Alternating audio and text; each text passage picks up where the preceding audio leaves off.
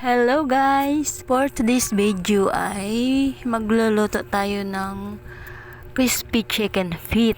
Yan. So dito guys ay katapos natin siyang hugasan ng mabuti ay ilaga natin siya ng 1 hour. Gumawa na rin ako ng sausawan niya bago iprito. Ayan. Aray na lang yan guys saka cornstarch.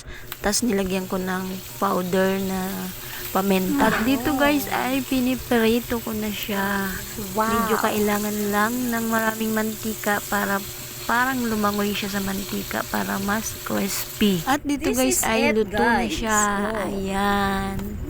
Sabi ni Joe ayaw niya daw magsawsawan kaya hindi ako gumawa. Madlanggoro. Golden brown na siya. Ayan na siya guys.